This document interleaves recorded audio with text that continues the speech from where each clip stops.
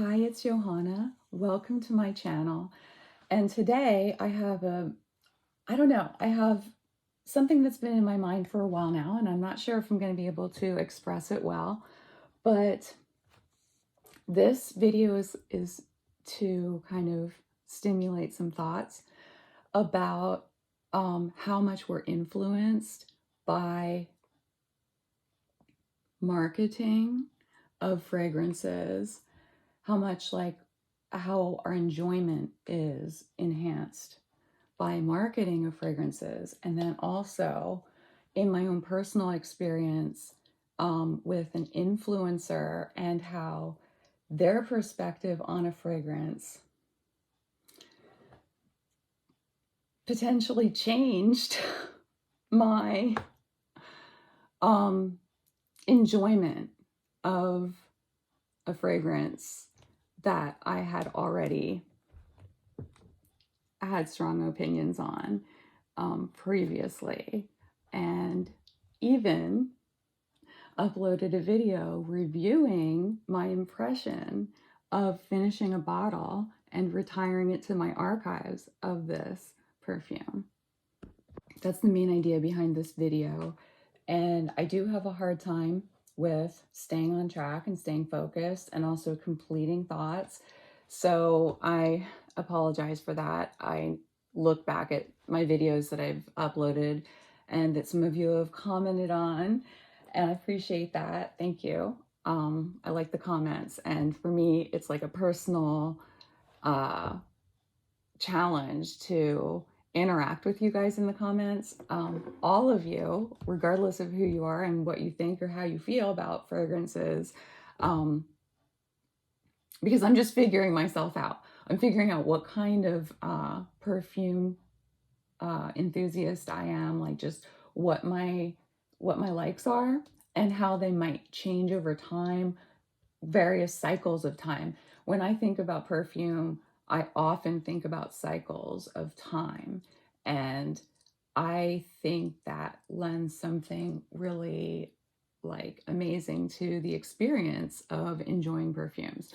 I'm off on a tangent, but cycles is something that I think about a lot, and I'm hoping that I'm going to be able to formulate a few more videos like this for you, and that it doesn't take me too long to get it together, because I've been struggling with my lack of creativity lately, and I'm just hoping that I'll be able to make more content, because the videos like this that stimulate thought or maybe even conversation, it would be great if there could be a conversation in the community about how much people see themselves changing their opinions on things that they love based on like what other people say about it, how they react to you when you wear it, or what they say about the perfume, even like on a YouTube channel, and maybe even how to negative reviews impact us out here who like have maybe already purchased the fragrance and have been enjoying it or not enjoying it and then learning to enjoy it more. But this particular instance that this happened to me with my, like a very cherished one of my perfumes, the one that I got early on in my journey, early on, and it was my first niche fragrance purchase. Yeah, and all right, so I'm going to show you the bottle. Raw Gold by DeMonaco. I know a lot of you out there really like this fragrance, okay? Because people have been talking about it for a while, and they have been trying to get some people to talk about this fragrance for a while. And finally, they did talk about the fragrance on their YouTube channel. And now I am talking about Ramsey's YouTube channel and how he finally did his impression of Raw Gold by DeMonaco, which I have professed to be my favorite perfume, right? Okay, I made the video. It's back there. I made the video, and Ramsey came out with his impression of that fragrance a few months later, and it's been up for a while now. I should look at the date, but maybe I should more reflect on how my perception it feels before looking at when he actually did. So like just to see how long in between, because after I watched Ramsey's video on raw gold, I quickly my experience of this perfume changed in a negative way. And it's just fun to think about just how our brains work. Like the social part of our brains, being influenced by other people, people that you may not have even met. And just, I also think about marketing. I wonder how much we're like, our imagination is bringing to that perfume. And then once you smell it, and how you might link the marketing to the way that it smells, and then that might influence you in the future when you smell other designer perfumes or whatever. Because it's not just designer marketing, there's niche marketing, there's artisan perfume marketing. How did you get marketed to about like certain fragrances, like certain perfumers, whether it's a perfumer that owns the house or whether it's a perfumer who works at various houses, depending on like also like the time in like in history when they were working and what was going on at that time. How many perfumers actually owned their own companies back in the 1950s, for instance? I don't know. I bet Ramsey knows. So yeah, so Thomas DeMonaco raw gold.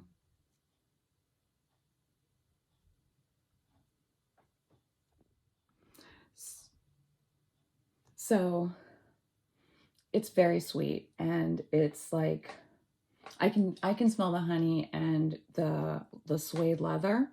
So it just is overwhelming. It's so overwhelming. That's how I'm experiencing it now. Before I felt like it was enveloping me. It was like giving me a hug, like it was following me around. It was strong enough for me. But now it's too strong for me. And it's like really see, I don't detect vanilla, but I'm not sensitive to vanilla in here.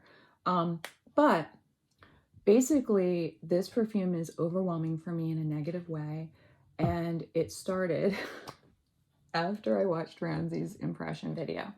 So I am apparently very influenced by Ramsey's opinions, and well, as if to punctuate that, I actually sold the bottle I had of Chanel Antaeus Pour Homme Black Sprayer, and it's the modern formulation of one of Ramsey's all-time favorite perfumes. So I sold it as part of this curating that I've been doing of my collection. I've been trying to just let go of things for space sake, because I don't have enough space in my office here to set up my perfume materials the way I really need to set them up, so that I can be more efficient when I get creative and I want to make a perfume. I can just grab things and know where they are. And right now I've got things behind me and on the floor, and I've got too many things on the floor, and people can't even come in here and visit with me because my office is so jam-packed with these bankers boxes that have all these perfumes, and the boxes that I kept, keep the boxes in bankers boxes, so that when I sell them, I can like sell them with the box, and it feels a little bit like a nice experience for the next person that's getting them. I think that's probably one of the best decisions I made early on, is like keeping the boxes and keeping them in bankers boxes so they're easy to stack. They're like bricks, and I stack them almost up to the ceiling in certain corners of my office. So I want to know, how have other people's opinions influenced you on things that you already had an impression of? And I'm going to say it's going to be the most noticeable when it's something that you really, really loved, something you were really enjoying, and then someone made a comment.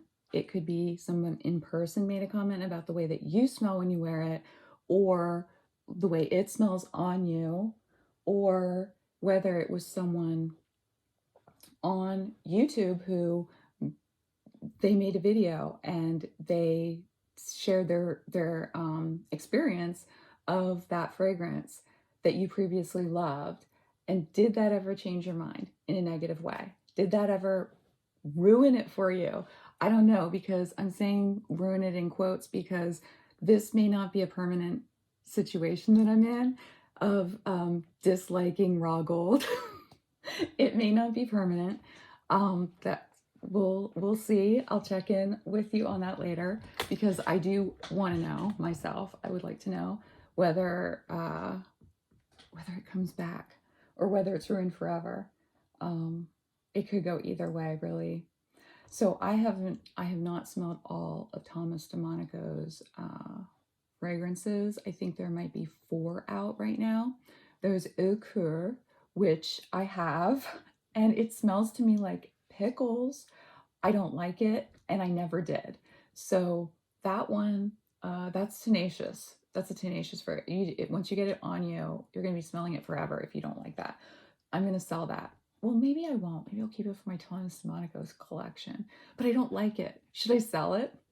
I don't know, because these are like limited edition and everything. Thomas DeMonaco, it could be a collectible one day. I don't know. I think I'm going to sell it and make room when I get around to it. But lately I've been getting around to it. So I sold Italica by Xerjoff Casmerati, as if that makes it like a real, I don't know, like a perfumer that's serving royalty is kind of how Italica seems like they have this. I don't know. That's the imagination I have of Xerjoff, the house, is that if they're riding on this like old fashioned like thing of like we've been here for like hundreds of years serving the king in whatever country, probably Italy. So I want to see in the comments anybody's experiences with this themselves. I'm very curious. I want to know because it's always the chance that I am just more impressionable than, I may be more impressionable than you, but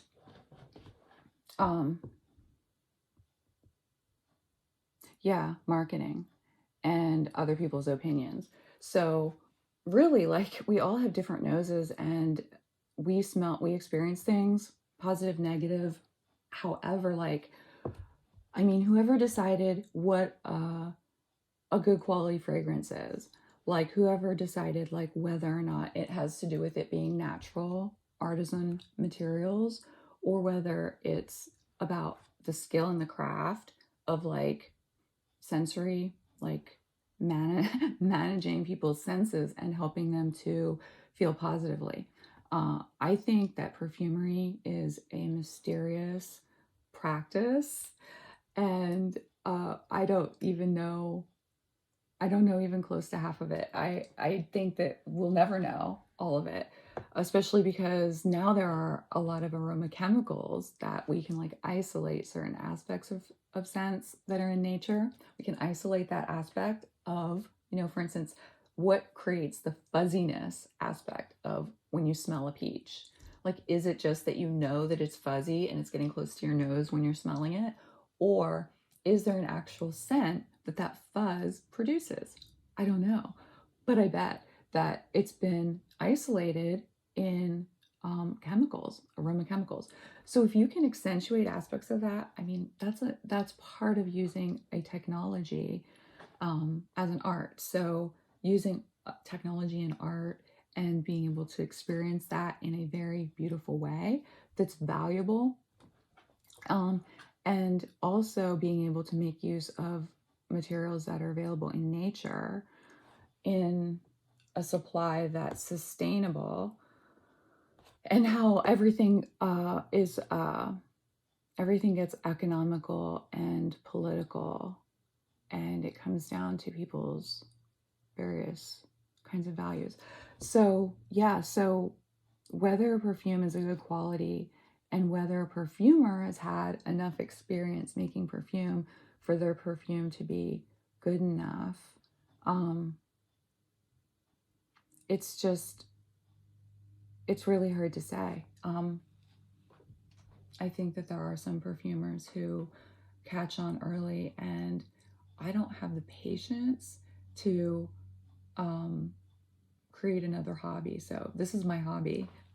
Making perfume is my hobby, and I would love to someday not be in charge of mass producing if any of my perfumes ended up being liked by people and someone wanted to help me to produce the quantities that are needed to keep in stock to sell or whatever. Um, yeah, I don't think I necessarily need to be involved in the artisan aspect of the perfume making. I just want to be involved in maybe the artisan aspect of the physical presentation or something to do with that. Like, right. Like when I sent my perfume to Ramsey, I sent him a book. It's one of my all-time favorite books. It's a uh, maybe slightly trashy. I'm not sure if it's a historical fiction book. It's a historical novel, um, maybe young adult or maybe it's for adults, but it's I don't know. It has like a young adult fiction type of feel to it. So I did that and I sent it with the perfume that I made, and it was because that some of the characters were in situations that inhabited my imagination. And while I was making that perfume, that was what was coming to me. Like that's what I was recreating. So I realized that it was part of the same book, and all of the fragrances that I sent to Ramsey were from the same book. And I thought I would send him the book too. And I think that book may be out of print. So there's a limited supply of those books. But I would love to send my perfumes with a book that help somebody enjoy the fragrance more, like having it be multimedia. I think that would be very cool. That's the kind of thing that I'm interested in doing when it comes to being a perfumer, is creating the story or like the story book, or like helping put together something to do with a book to help a person to more fully experience their perfume. And maybe they'll disagree. In their mind, when they read the book, that person does not smell like that. Or that person's, you know, yeah, them and their horse and everything would have a certain smell or not. Um, Leather. I put a lot of leather in the fragrances that I gave to Ramsey. Um, so Ramsey has not reviewed my perfumes yet that I sent to him. I sent him 3. And I'm just waiting to see if he does, if he ever does, because they're probably going to be negative reviews. And I got to be ready for that, right? Because I'm a perfumer. I want to be right. I'm a wannabe perfumer. I make perfume, so I guess I'm a perfumer. And what happens? Yeah, what happens? Because putting it out there and sending it to him was really hard. And then when the box showed up and it was so big, it was a really big box I sent it in. Like I wrapped it properly, but it was just like a bit much. And that was embarrassing because I didn't realize how that would come across. Or, yeah, I didn't fully realize how that would come across. So, yeah, this is part of what I do. I just analyze things. It's just annoying for some people, but it's just what I do. I like to think and I like to analyze things. All right, so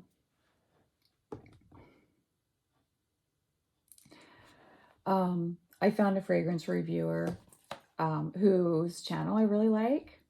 I don't know anything about her taste in perfumes because I haven't smelled a lot of them she talks about. It's called the Honest Perfume Reviewer. But anyway, I did happen upon her channel, and there's a little bit of intrigue, a little bit of drama, a little bit of controversy. Um, and I thought, you know what, this doesn't have to be bad. This drama, this controversy doesn't have to be bad. It can be a safe space to interact with other YouTubers and be like, you said this thing that was funny, huh? It was kind of like shitty what you said, or whatever. Like, you said something that uh I took in this way. How did you mean it? You know, like that kind of thing. It doesn't actually have to be bad drama. It can be healthy drama if you work through it and you don't just go off. You know, it's really important not to go off, because I'm always trying to remain curious when it comes to people and giving them always new opportunities to impress upon me something, you know, about them. So, yeah, Ramsey and his channel, I watch it a lot. Ramsey has a great way of describing things. I think that's one of the things that I think that's what I watch him for, is because he has a really good way of describing things.